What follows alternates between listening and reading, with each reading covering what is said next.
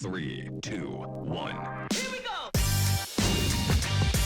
Welcome to ASD Market Week's YouTube series, Retail Revelations Inside the Deal.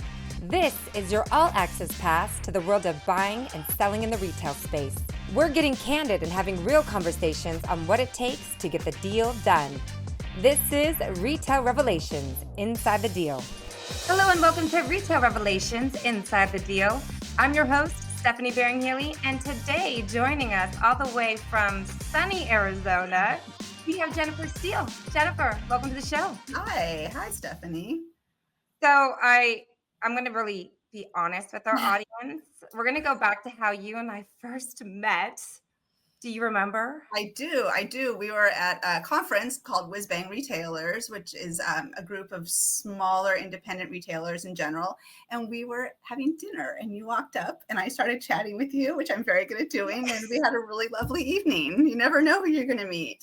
You never know. And it's so funny because I know that the conference, my mind was going a million different directions and they had like a happy hour, but I said, I want to go down to where I can get dinner and drinks. And then I saw you and it was just, it's so warm and intimate. So I'm really happy that you decided to join us today. Yeah, no, thank you. I'm honored. So I want to dig in. You actually have a very unique retail format. It's also affiliated with food. So I kind of want you to give us a bird's eye view on how you came to LGO Hospitality and what is it? So LGO Hospitality, there are a handful of restaurants, each being their own independent concept. So I work for Le Grand Orange Grocery, which is in a neighborhood called Arcadia in Phoenix. It's a very well-established business. It's been there since 2002, and I joined in 2009. So myself and then the gentleman who is the GM and now partner, we've both been there 15 years. So we have a really strong history in the building. It's kind of unique in the sense that you walk in and I have as much gift as I can fill in my area, and you go down and you order food. We have our own bake shop. We have a beautiful wine section, and then there's a whole pizzeria, and then there's a bar. And it sounds chaotic and crazy, and it can be, but for some reason that's also our charm. So everything that we make is done in-house, shy of ketchup and mayonnaise. Everything else is done in-house. So we feature kind of high quality, indulgent, delicious treats of all kinds, gelato, candles, you name it. So it's a really unique concept. We're really fortunate. We get a tremendous amount of volume through our building. So I have the benefit of having a lot of customers just organically in the space. And I'm really grateful for that. That's probably what allows me to not have to worry so much about the work-life balance question. So it's, I fell in love with it. I'm a little chaotic in the way I do retail and it fits them. And we're just kind of a match made in heaven. So did I think I'd be here 15 years from then? No, I'm still growing. So why leave if you're still growing, right? So you definitely nail it with experience. And we have somebody that works with us, Denise, and she lives around the neighborhood. And she said, I can get my wine. And then I'm inspired to like purchase some items and then I have my food to go. And what she really said is that you capture all the senses and it makes it so unique that it's a must attend. And then it's a curiosity leads you to experience and meet with people. So you're doing a good job. Yeah. And it's not just me. There's a lot of great people, but it's true. I mean, when I started, I never thought about the fact that if I put out a business book, I should have 6 or 8 of them because someone on their way to work will grab all of those for their employees. Our shoppers start there at 7 a.m. I can come in to, having to restock a full store because we've got the morning shopper. So the convenience is a huge part of it. None of this was planned. This was not a business plan that someone thought, let's do all this. It really formed organically, which I think is part of its charm. And I think something that's going on a lot with retailers is organic traffic flow and 100%. How important that is to the business, but also as a retailer, having the right product line in your store to optimize and increase that basket size. That's also crucial to the business model. So that leads me to inquiring minds. We want to know, what does it take to be a buyer in today's climate? So my number one that I tell anyone is curiosity. I think that has been the secret to my personal success because I'm just a very curious person. I'm sure I was annoying to the person I worked for before that gave me the first chance to buy because I had all the catalogs out and it was quiet and I was just curious. But I think that translates to any time. I think And that, goes to staying relevant and understanding what's going on in your market. If you're just a naturally curious person, i.e. nosy, Yeah. you just want to know more. And that can be really exciting. And that's really what I just try and make sure that I'm always allowing myself. It might look like doom scrolling, but I might have just hit 30 artists, or, you just like allowing yourself to just indulge in that time to be curious. And I think you taking the time to really investigate and see what items might benefit from your customers, that's an advantage. And I'm not sure if everyone does it. So I love the fact that you do that. And that's probably why you go to places like a whiz bang training, right? Yeah. Or to all these trade shows, is that allows you access to see what's going on in the market. So how does that look in terms of, and I'm skipping ahead, No, but it's okay. I really love the fact that you invest in yourself. So why is that so important? And what have you been doing to keep that growth for you as being a buyer? So I learned something a long time ago. You never know what you don't know. That sounds so cliche. And I'm not shy I love to be around really smart people. If I'm the least smart person in the room, because I love to capture other people's brains and their experiences.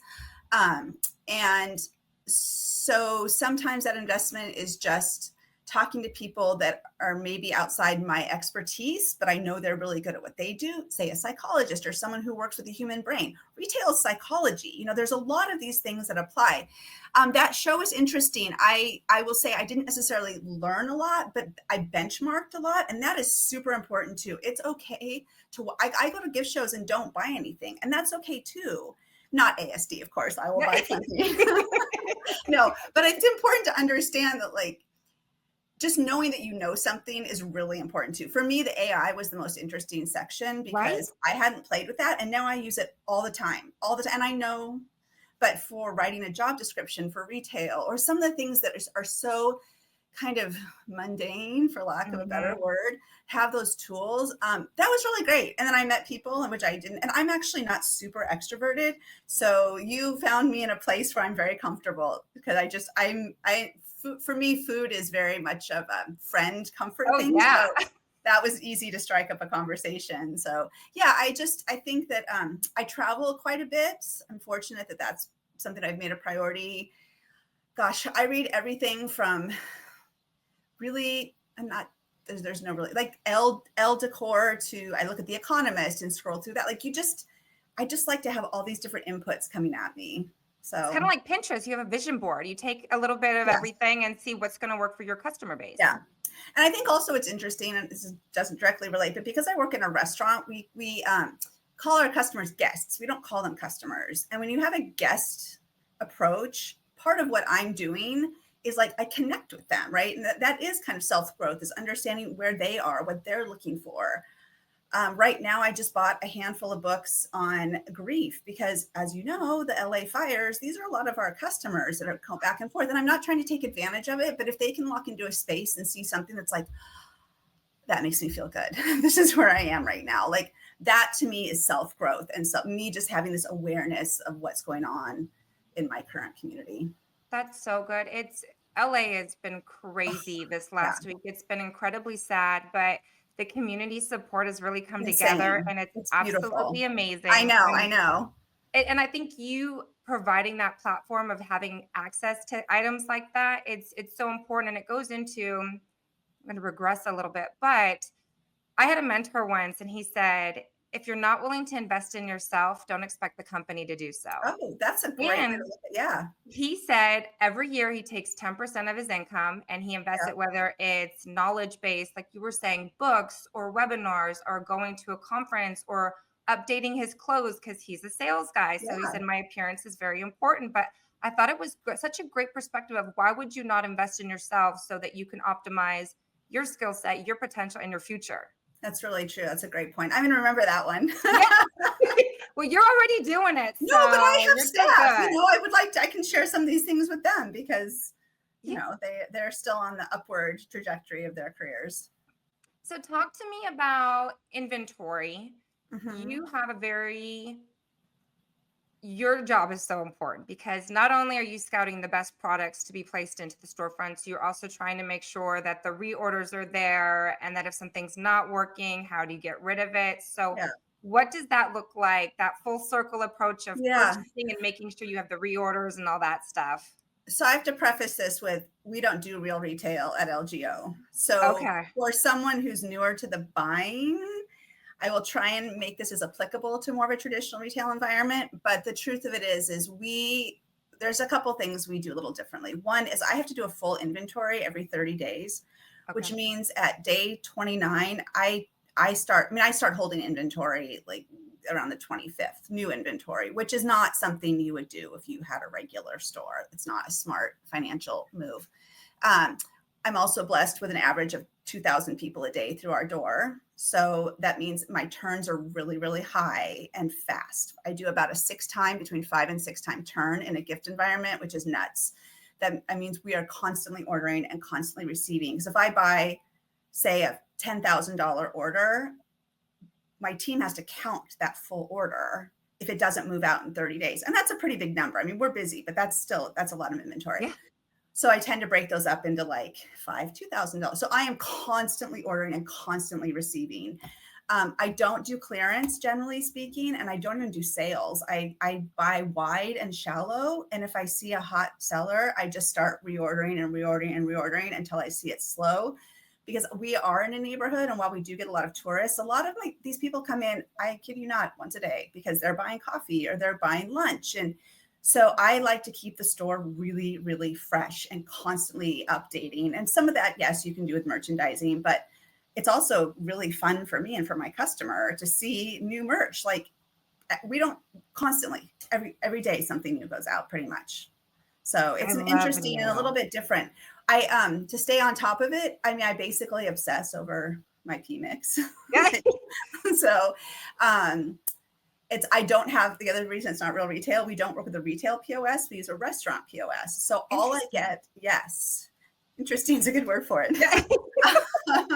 So all I have is a PMix, and then we do inventory in a different system, but they don't necessarily marry up. So a lot of it, the truth is, it's because I've been doing this for so long when things were on paper. So, but at the same time, it's something that we're working on upgrading because it's not really a growth model. And we are in the process of opening another LGO with retail. So we need to be able to expand the model. So maybe if you're a newer buyer, everything I'm saying, don't do. But it really depends. I think the part about keeping your merch fresh by ordering wide, I think a lot of people don't do that. Like they feel like they have to choose like, okay, this collection or this package. And I tend to cherry pick and do what I feel is best. And then, kind of keep things turning really fast. And if I turn it fast, I don't have to put it on sale. And then I don't have people, like I love a sale shopper. Don't get me wrong. If I do want something on sale, I need that person.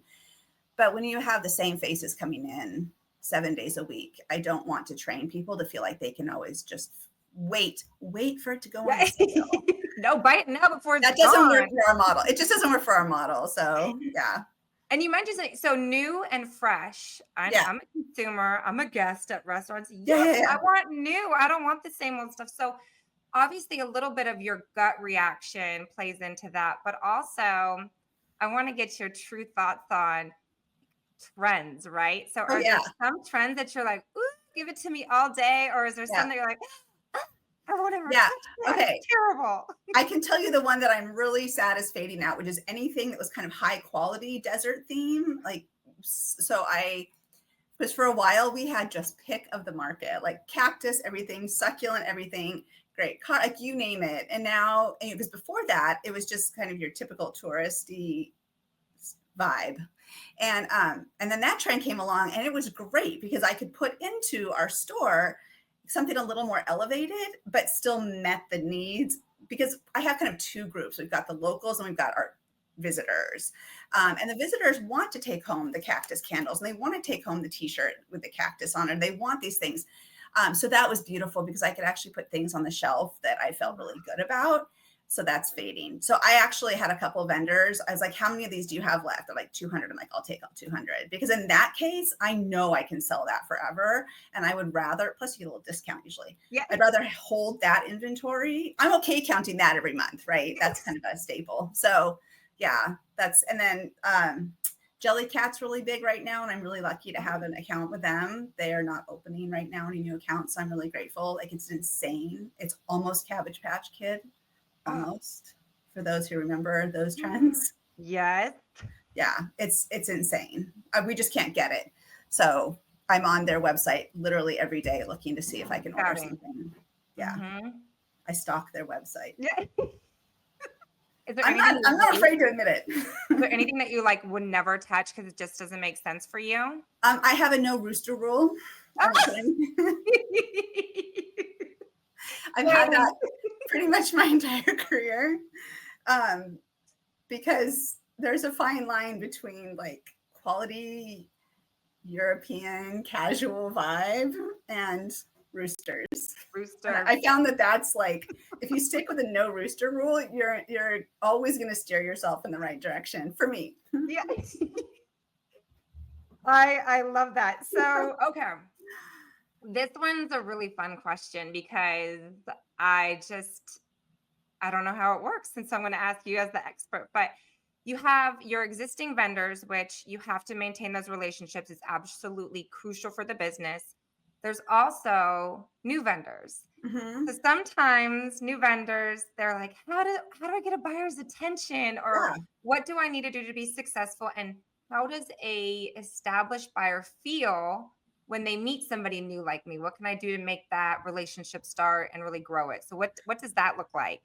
So I actually love helping new vendors with this, because I know they don't always have access to people that have experience. And I always say, this is free advice.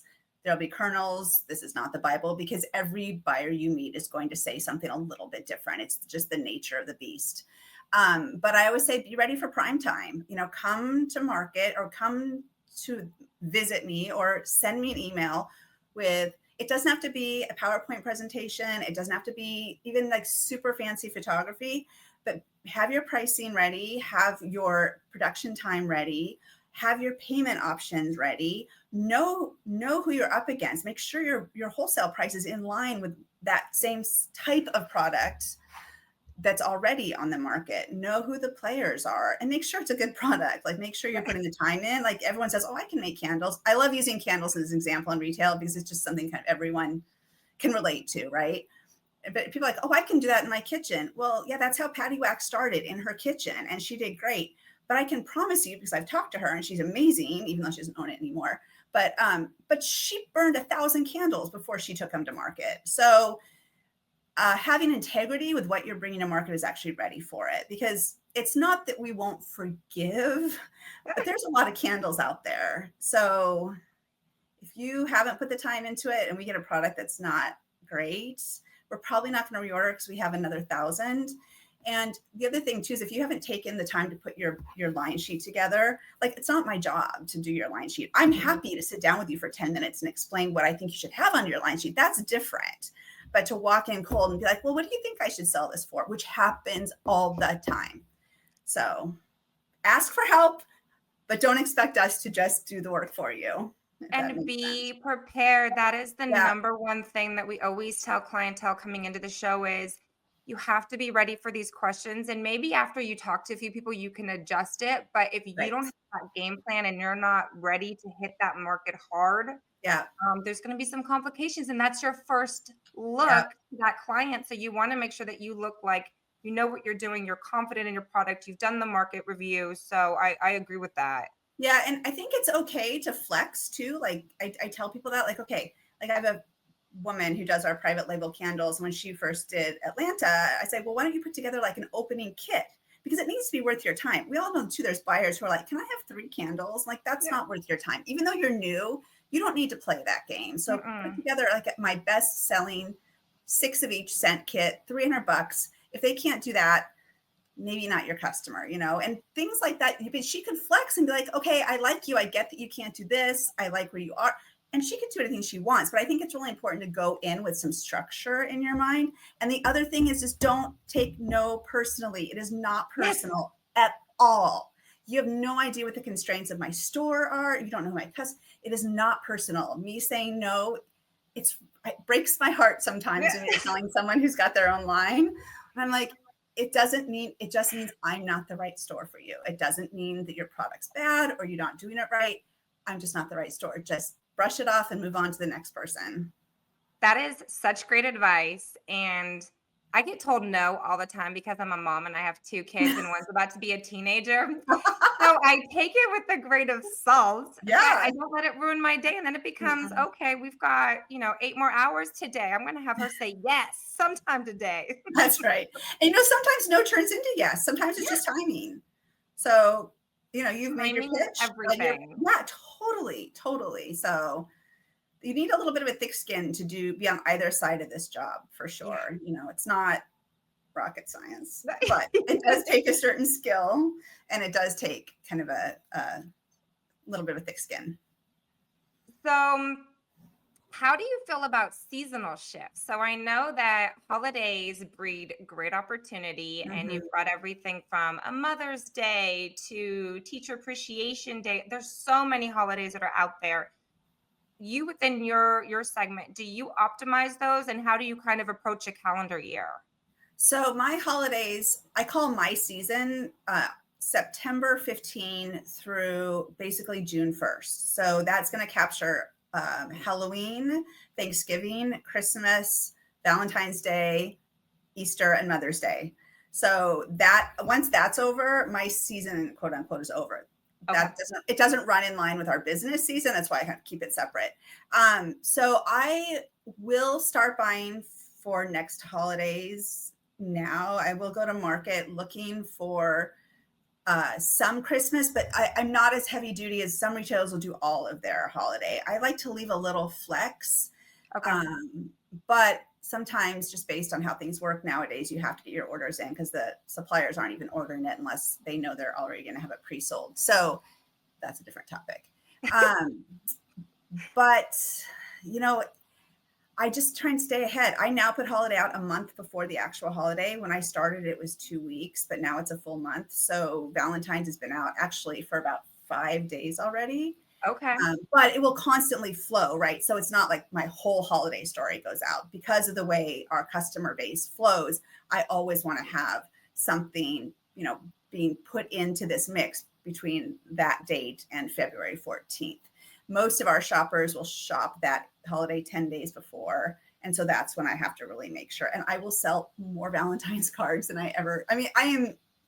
it's amazing like how much, because guys wait to the last minute. So Valentine's, I've learned to staff really heavy and merch really heavy that last 5 days. So and you have the added benefit because not only can they pick up that last minute card, but they could get a drink and then they can get a treat to eat. So you've trained them of food, last minute gifts. I've got you covered.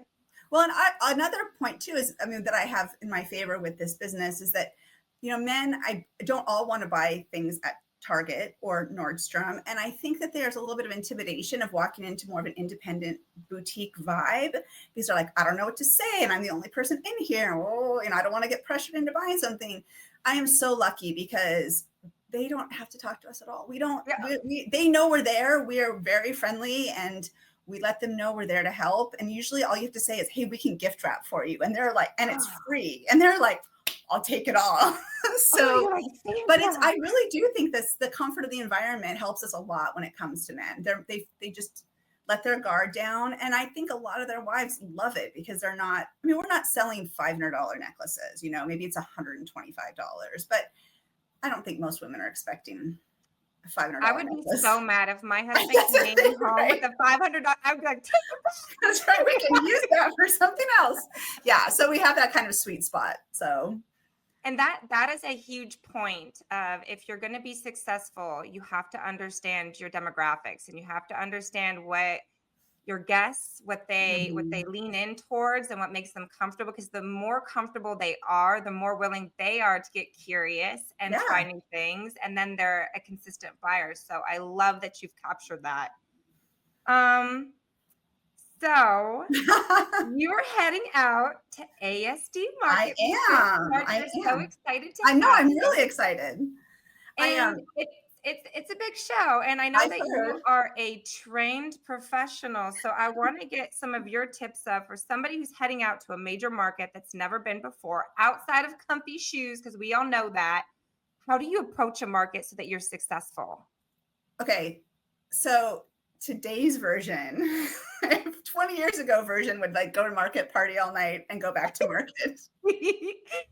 Not anymore. I think it's self-care is really important during these markets. It really is. Yes, I will say not just shoes, but like 2 or 3 pairs of shoes, just like so you can constantly rotate, and band-aids. But I do my day and I go back and I take a shower or a bath if I'm lucky, and I will order room service. And like what you saw of me, that's because I'm not the person out there networking or party. I mean, there's benefits to that, but I know myself, and I am an overthinker a little bit too. So I will have spent my day overthinking so much that I'm exhausted. And so I really take it super easy. Don't be afraid to be the first person to walk up to a booth in the morning. I know, like, I always feel so bad when I walk these shows because so many people are super eager to show you their product. And if it's not my category, I just simply say, hey, good morning. Thanks, not my category. Yep. Because it is really awkward because they're just trying to do their job, right? And they're passionate, and it's either their brand or their company has spent a lot of money to get them there. So I'm just trying to think of things. I know that's not directly related, but things that while I'm there, I just kind of try and go slowly. If something's intriguing, stop. You never know what you're going to find. I think it's probably, I mean, again, I haven't been to this show, but I have been to Paris, which is a massive show. It's like running a marathon.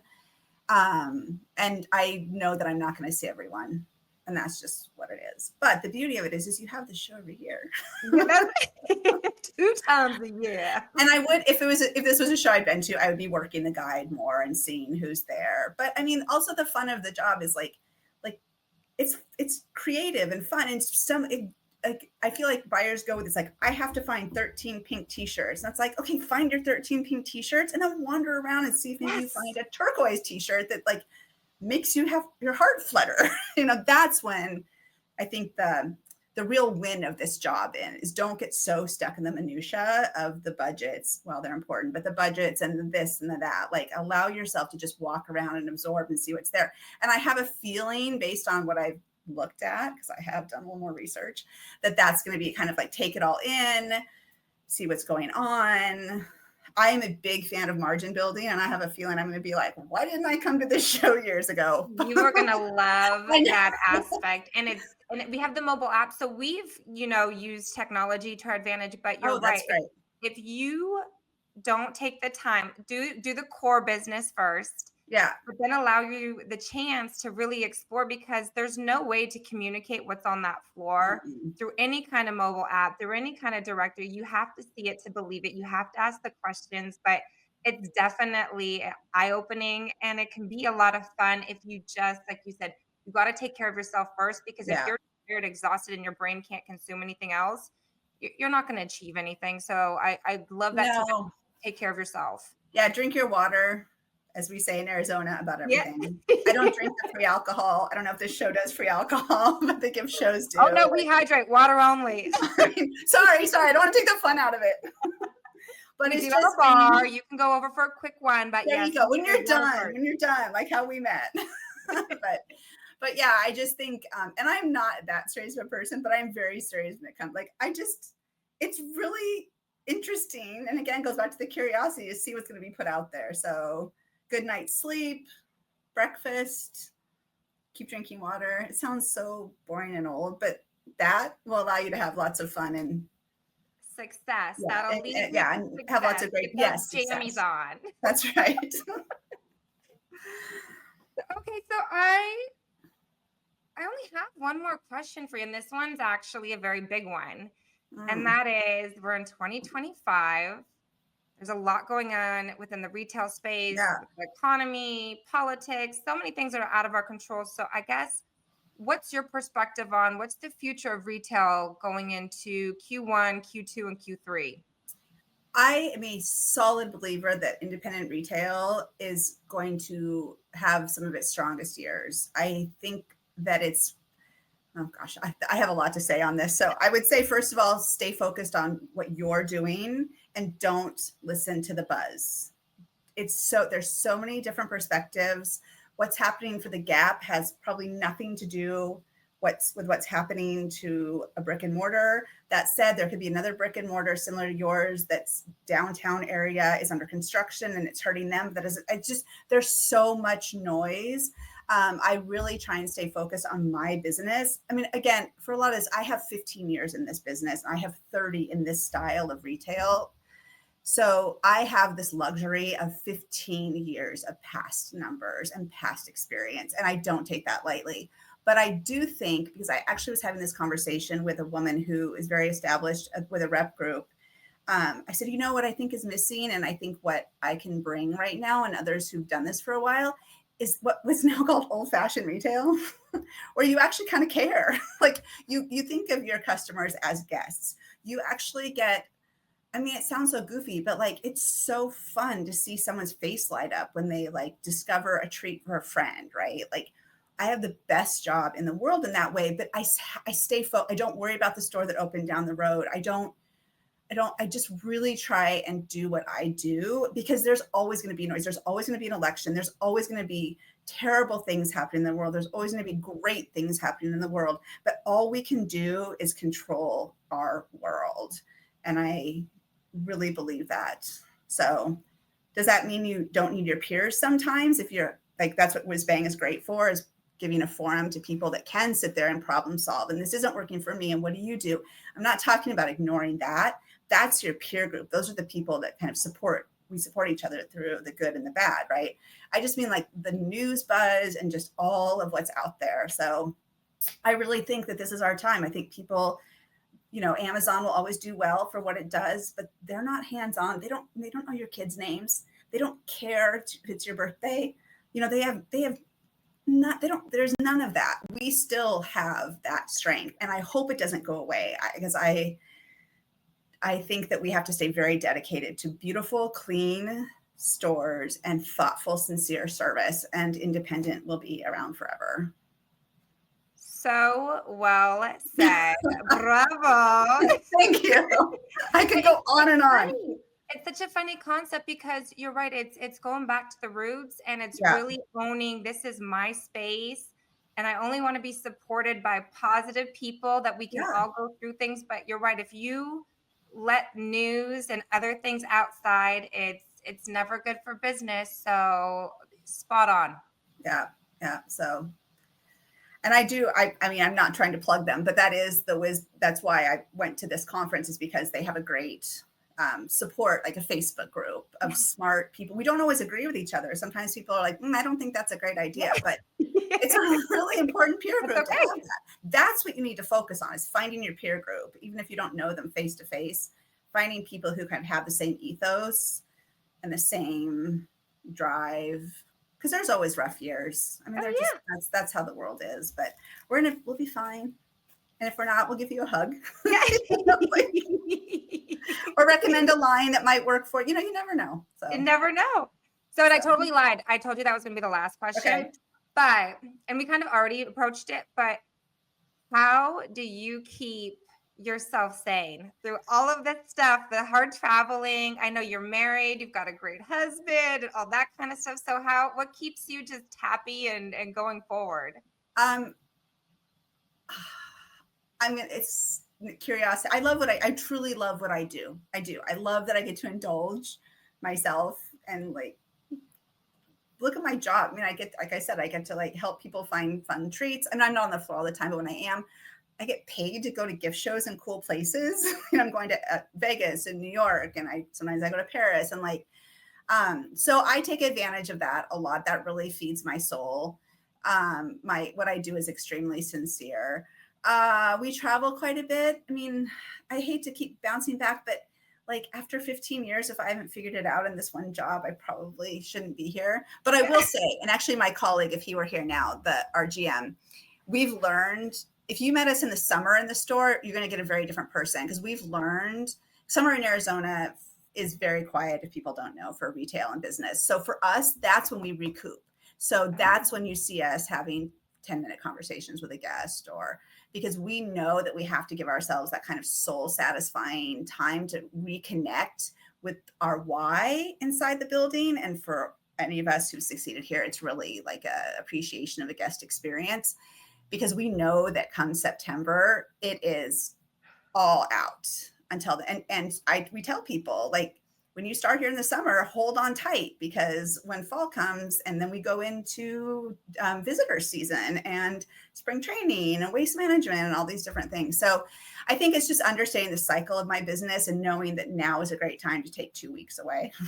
So, taking advantage of the calm. You have to take personal time. If you own your business, you have to take personal time. And if you don't own your business and you're afraid to take personal time because you think your boss is going to think less of you, take your personal time. It's there for a reason.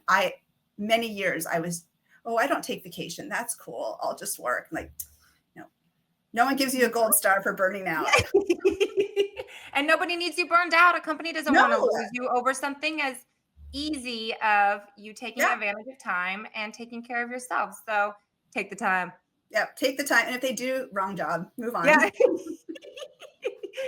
Well, we are absolutely so excited that you will be joining us in Vegas. And I really appreciate you just taking the time and bestowing all this knowledge for those that are just getting into their careers, or maybe those that have been in it a long time who just want to hear like voices out in the market. So thank you for joining us. Pleasure. And we'll see you soon. Thank you. You definitely will. Here we go.